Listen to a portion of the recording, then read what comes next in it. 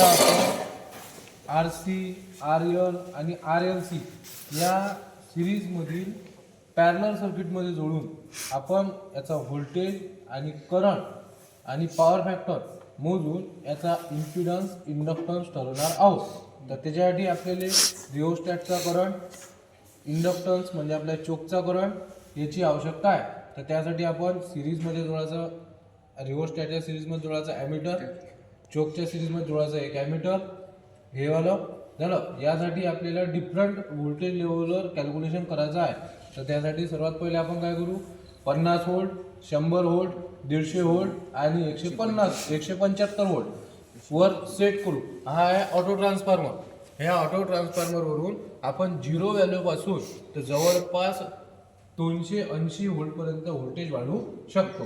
Input किती राहील आपलं 240, म्हणजे समजा एसीचं जेवढं व्होल्टेज आहे तेवढं राहील याचं इनपुट, परंतु याचं आउटपुट हे व्हेरिएबल राहील। वाढवू शकतो आपण, कमी करू शकतो, म्हणून याला आपण म्हणतो ऑटो ट्रान्सफॉर्मर झालं। म्हणजे याच्यापासून आपल्याला जेवढं पाहिजे तेवढं इनपुट घेता येते। म्हणजे समजा आपण आपल्याला समजा 1 व्होल्ट पाहिजे असेल तर याला आपण 1 व्होल्टवर सेट करून सुद्धा घेऊ शकतो। आता वायरिंग, तर यामध्ये 2 वायर आहे, एक असं समजायचं का पिवळावाला येलोवाला प्लस आणि ग्रीनवाला मायनस। तर आपण एक कन्झ्युम करू का ह्या पिवळावाला आपला प्लस आहे। तर आपण काय करायचं, सगळ्यात पहिले 1 व्होल्टमीटर आपल्याला पॅरललमध्ये जोडायचा आहे व्होल्टेजसाठी।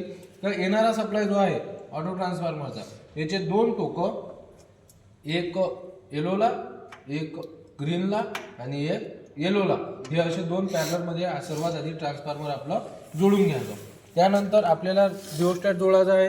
आता रिओस्टॅटसाठी आपण काय करायचं, ह्या जो व्होल्टमीटर आहे ह्या व्होल्टमीटरच्या प्लस पॉईंटमधून म्हणजे पॉझिटिव्हमधून एक फेज बाहेर काढायचा। समजलं, इथं एक फेज न्यूट्रल आहे, ह्या फेज न्यूट्रलमधून एक फेज बाहेर काढायचा। फेजसाठी कलर कोड फिक्स घ्यायचा, येलो किंवा रेड, कारण नंतर कन्फ्युजन झालं पाहिजे नाही।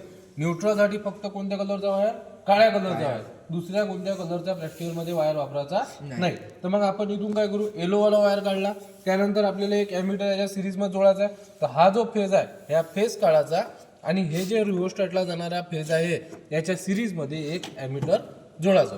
म्हणजे कसं, यावरून येणारा फेज आपण एका टर्मिनल जोडायचा, दुसऱ्या टर्मिनलमधून बाहेर काढायचा। तो काढल्यानंतर एक रिओस्टॅटच्या पहिल्या टर्मिनल द्यायचा, एवढं समजलं। रिओस्टॅटच्या एका टर्मिनलला एक न्यूट्रल वायर जोडून काळावाला बाहेर काढून घ्यायचा, झालं। मग आता रिओस्टॅट जोडला आपण, आता जोडायचं आपल्याला चोक। तर चोकच्या सिरीजमध्ये एक काय जोडायला लागेल आपल्याला, ॲमीटर। तर मग आणखी एक ॲमीटर घ्यायचं, ज्या ठिकाणी इथला फेज इथं आला होता त्याच ठिकाणून तो फेज बाहेर काढायचा आणि त्या फेजच्या सिरीजमध्ये आपण ॲमीटर जोडायचं। ॲमीटरच्या दुसऱ्या टर्मिनलमधून वायर काढायचा आणि तो फेज आपण एका चोकच्या एका टर्मिनलला द्यायचा। आता चोकच्या एका टर्मिनलला फेज आलाय, रिओस्टॅटच्या एका टर्मिनल काय आलाय, फेज आलाय, परंतु काय नाही आला, न्यूट्रल आला नाही। तर मग आपण काय करायचं, दोघांमधून एक कॉमन वायर काढायचा, हा न्यूट्रल, चोकचा हा न्यूट्रल झालं, 1 व्होल्टमीटरला दिलेला न्यूट्रल, हा संपूर्ण एक न्यूट्रल ऑटो ट्रान्सफॉर्मरच्या एका टर्मिनलला देऊन द्यायचा। आता आपण जोडणी केली, तर त्यासाठी सगळ्यात पहिले असं समजा का आपण 175 चालू करे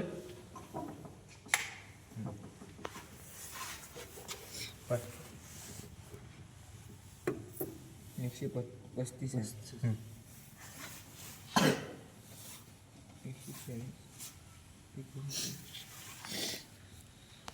आता आपण व्होल्टेज 152 वर सेट केला आहे आणि आपला करंट आहे 0.1 अँपिअर, म्हणजे जवळपास चोक आणि आपलं इंडक्टर याला जवळपास ह्या टोटल याचा करंट आहे 0.1 झालं। आता हे आहे क्लॅम्प मीटर, हे क्लॅम्प मीटर आपण अँपिअरवर सेट करायचं, करंट मोजायचा आहे। यामुळे कसं वायरामधून ॲमीटर न लावता आपल्याला वायरामधून पास होणारा करंट मेजर करता येते। तर सगळ्यात पहिले आपण मोजू आरटीचा करंट, म्हणजे या रिओस्टॅटला मिळणारा करंट।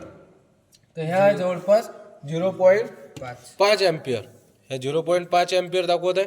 त्यानंतर याची रिडिंग घेऊन घ्यायची। त्यानंतर आहे चोक, चोकचा जवळपास 0.2 अँपिअर आहे चोकले जाणारा करंट। आणि आता एक मोजू आपण आयटी, म्हणजे आपला टोटल करंट। तर टोटल करंट जवळपास आपला 0.5 किंवा 0.6 दाखवत आहे। तर त्यासाठी आपण या सर्व रिडिंगची एक 50 व्होल्टवर, 100 व्होल्टवर, 150 व्होल्टवर आणि 175 व्होल्टवर नोंद घेऊन घ्यायची. त्यानंतर आपला हा ब्लॉक तयार झाला आहे. आपण संपूर्ण रिडिंग घेतली. आता आपल्याला झेड कॅल्क्युलेट करायचं आहे. काय काढायचं आहे? झेड काढायचं आहे. तर झेड काढायसाठी आपल्याला IT पाहिजे आणि RT पाहिजे. झालं. आता यामध्ये पहा आपल्याला IT टोटल काढायचं आहे सगळ्यात पहिले. आता IT काढायसाठी सूत्र आहे IT बरोबर झेडसाठी सगळ्यात पहिले आपल्याला काढायला लागेल झेडचं सूत्र काय V/I. कारण रेजिस्टन्स जसं रेजिस्टन्स काढायचा आहे तर रेजिस्टन्सचं सूत्र काय आहे V/I. तर रेजिस्टन्स झाला आपला डीसीचा. तर इंडक्टन्स आपला समजू आपण इम्पिडन्स आपण समजू झेड म्हणजे कोणाचा एसीचा का जो विरोध करत. तर मग त्याचंही सूत्र काय आहे V/I. तर आपल्याविषयी IT टोटल आहे काय नाही. तर आपण एक कॅल्क्युलेशन करू. व्होल्टेज तर आपल्याविषयी आहे जसं आपण टप्प्याटप्प्यानं 50 घेतलं होतं, 100 घेतलं होतं, 125 घेतलं होतं. तर या ठिकाणी समजा आपण म्हणू स्टेप 1 तर V बरोबर 50 घ्यायचं. किती घ्यायचं? 50. मग 50 घेतल्यानंतर IT किती होता हे आपल्याला माहित पाहिजे. मग हे IT किती माहित होता तर त्यासाठी एक सूत्र आहे अंडर रूट मध्ये I² R अधिक IRL. म्हणजे समजा हा जो रेजिस्टन्स आपण कॅल्क्युलेट केला 0.1 अंडर रूट मध्ये आपण काय म्हणू का 0.1 चा वर्ग अधिक 0.2 चा वर्ग. हे कॅल्क्युलेशन केल्यानंतर आपला निघाल IT. हा आता हे जर अंडर रूटच्या बाहेर आणलं तर म्हणजे जवळपास आला 0.1 प्लस 0.2 कारण तो स्क्वेअर आहे. स्क्वेअरचा अंडर रूट निघून जाईल तर स्क्वेअर कॅन्सल होऊन जाईल. झालं म्हणजे 0.1 अधिक 0.2 याचं कॅल्क्युलेशन करायचं म्हणजे जवळपास 0.3 आपला IT टोटल 3. ह्या IT टोटल IT इथं टाकायचा. त्यानंतर आपला झेड कॅल्क्युलेट करायचा. तर येणारा झेड किती व्होल्टचा होय 50 व्होल्टचा. त्याची व्हॅल्यू रिडिंगमध्ये इथं लिहायची. अशी टप्प्याटप्प्यानं 50ची 100ची 150ची आणि 175ची या व्हॅल्यूची नोंद करायची आहे. यावरून आपण या सर्किटचा टोटल करंट टोटल व्होल्टेज मोजू शकतो. ठीक आहे.